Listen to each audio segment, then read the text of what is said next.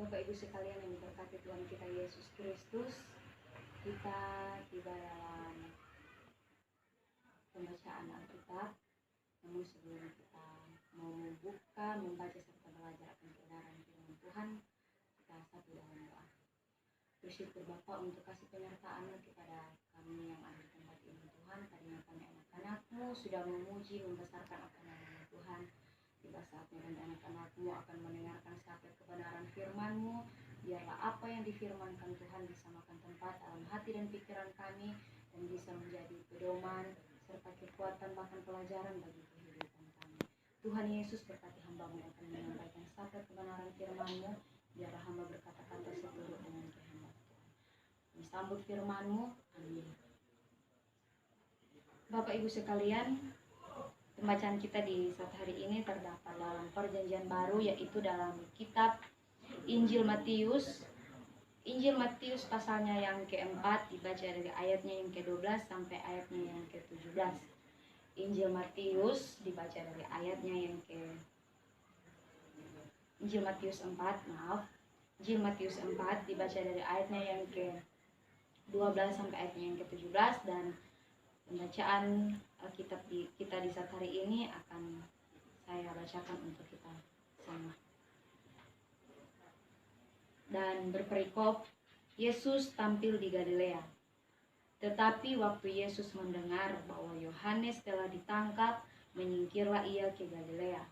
Ia meninggalkan Nazaret dan diam di Kapernaum, di tepi danau, di daerah Zebulon dan Naftali, supaya genaplah firman yang disampaikan oleh Nabi Yesaya, tanah Zebulon dan tanah Naftali, jalan ke laut, daerah seberang sungai Yordan, Galilea, wilayah bangsa-bangsa lain, bangsa yang diam dalam kegelapan telah melihat terang yang besar, dan bagi mereka yang diam di negeri yang dinaungi maut telah terbit terang. Sejak waktu itu Yesus memberitakan, bertobatlah, sebab kerajaan sorga sudah dekat. Sekian jauh pembacaan firman Tuhan kita di saat hari ini. Kita masuk dalam renungan singkat yang akan saya sampaikan untuk Bapak Ibu sekalian.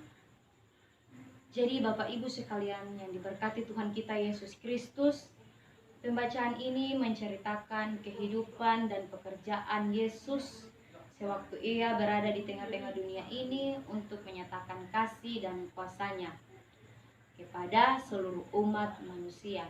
Jadi Bapak Ibu sekalian yang diberkati Tuhan kita Yesus Kristus, bacaan kita di saat hari ini menceritakan bagaimana perjalanan Tuhan Yesus yang menyatakan kasih dan kuasa-Nya kepada kita umat manusia.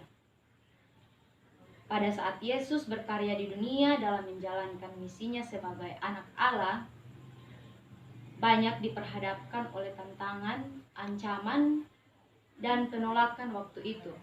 Dan diantaranya adalah para ahli-ahli Taurat yang pada saat itu menolak kehadiran Injil. Jadi Bapak Ibu sekalian yang diberkati Tuhan kita Yesus Kristus, pada saat itu Tuhan pada pekerjaannya, pada misinya untuk memberitakan Injil diperhadapkan dengan ancaman, tantangan, dan lebih khususnya lagi penolakan oleh para ahli-ahli Taurat akan kehadiran Injil. Tetapi Yesus tidak pernah mengalah dengan situasi dan kondisi saat itu. Justru Yesus lebih keras menentang ahli-ahli Taurat pada waktu itu. Jadi Bapak Ibu sekalian, walaupun pada saat itu Tuhan Yesus ditolak oleh para ahli-ahli Taurat karena pada saat itu mereka tidak menerima akan kehadiran Injil di muka-muka bumi ini, tapi Tuhan Yesus tidak menyerah begitu saja. Dia bahkan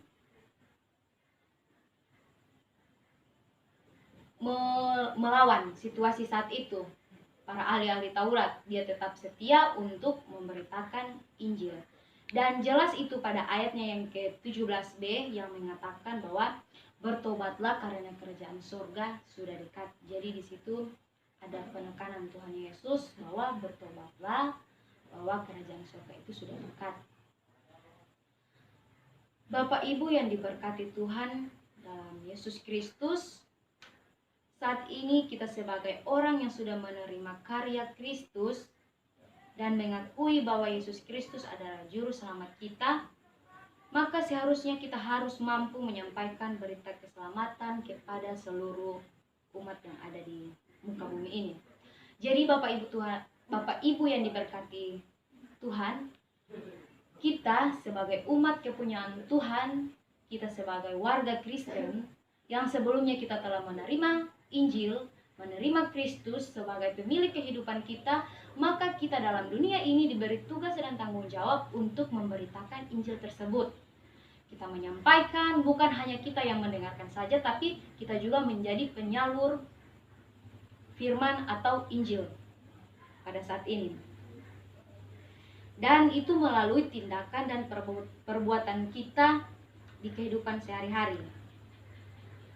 Jadi walaupun bukan kita menjadi seperti pendeta, syamaz, kita pun warga biasa atau anggota kelompok biasa, kepala keluarga, ibu rumah tangga, atau bahkan anak-anak sekalian, kita juga diberikan tugas untuk menyampaikan firman melalui tindakan dan perbuatan kita. Jangan mengalah pada situasi dan kondisi kita saat ini. Jadi jangan karena kita, apalagi kita pada saat ini yang ada di pedesaan, mungkin adanya ketinggalan zaman. Ya, biasa dikatakan seperti itu, bahwa so nyandak tren, so nyandak tak iko zaman, so nyandak upgrade. Jadi seolah-olah kita itu so ketinggalan karena kita ada di pedesaan. Tapi kita tidak perlu menyerah atau putus asa dengan tindakan tersebut atau peristiwa tersebut. Kita harus menjadi seperti Tuhan Yesus, yang jelas pada pembacaan kita ini, walaupun dalam kondisi apapun, dalam tantangan apapun, menerima penolakan dari ahli-ahli Taurat, tapi Tuhan Yesus tidak menyerah untuk memberitakan Injil. Malah dia lebih bersikeras melawan akan ahli-ahli Taurat agar supaya dia dapat memberitakan Injil pada saat itu. Bapak Ibu yang dikasihi Tuhan kita Yesus Kristus, kita dituntut untuk mempertahankan misi Kristus serta menyampaikan berita Injil kepada siapapun. Ya, seperti yang tadi saya sudah katakan, bahwa kita umat kepunyaan Tuhan mempunyai tugas dan kita dituntut untuk memberitakan, bukan hanya menjadi seorang pendengar saja, namun bagaimana kita untuk bisa dapat menyampaikan firman yang telah kita dengar. Kita dapat memberitakan, entah itu pada sesama kita, keluarga kita, sanak saudara kita, atau siapapun itu, akan tetapi kita harus mampu menyampaikan firman Tuhan itu atau Injil yang Bapak Ibu sekalian sudah mengetahui. Tantangan berat bagi kita saat ini adalah kelemahan dan kekurangan yang ada pada diri kita sendiri. Jadi Bapak Ibu sekalian, memang kita manusia biasa, sering diperhadapkan dengan persoalan, tantangan yang sering itu mungkin mengganggu atau bahkan menjadi suatu persoalan yang begitu berat bagi kita untuk menyampaikan sabda kebenaran firman Tuhan. Akan tetapi janganlah pernah kita kalah dengan situasi yang kita hadapi. Kadangkala di antara kita yang ada di tempat ini, Bapak Ibu sekalian, mungkin ada yang mengalami dalam kehidupan sehari-hari, walaupun sudah siap dalam memberitakan Injil, namun ada persoalan, entah itu dari keluarga, pekerjaan, atau apapun itu dalam suatu organisasi, pasti kesiapan itu akan kendor atau tidak bisa lagi dijalankan karena ya so dipikir bahwa kesiapan itu sudah hilang karena hal-hal yang tadi, persoalan yang sering datang. Ada yang di antara kita, mungkin anak-anak atau Bapak Ibu sekalian, yang sering diperhadapkan oleh persoalan. Jadi misi untuk menjalankan firman Tuhan itu seakan-akan luntur, tidak bisa lagi dijalankan. Tapi di sini jelas melalui pembacaan kita di saat ini, mengikuti teladan Tuhan Yesus Kristus, walaupun kita dalam kondisi apapun, seburuk apapun persoalan dan tantangan kita, jangan pernah kita mengalah dengan situasi atau kelemahan yang ada pada diri kita sendiri. Serahkan semua itu kepada Tuhan melalui doa. Ya, Bapak Ibu sekalian, mungkin seperti yang saya sudah sampaikan bahwa hal yang untuk menyampaikan kebenaran firman Tuhan atau Injil itu sangatlah sulit untuk kita lakukan, apalagi kita masih tinggal dalam dunia ini. Persoalan, tantangan itu silih berganti kita hadapi. Akan tetapi Bapak Ibu sekalian, serahkanlah semua itu melalui doa. Tuhan tidak akan meninggalkan umatnya. Jadikanlah Tuhan sebagai nakoda dalam perjalanan hidup kita. Jadi Bapak Ibu sekalian yang diberkati Tuhan kita Yesus Kristus, dalam kehidupan kita, Tuhan itu jadikanlah seperti nakoda, seperti dalam perjalanan sebuah kapal. Ada kapten, dan kapten itu menjadi nakoda kapal itu. Jadi perjalanan kapal itu tergantung pada kapten. Sama seperti dengan kehidupan kita.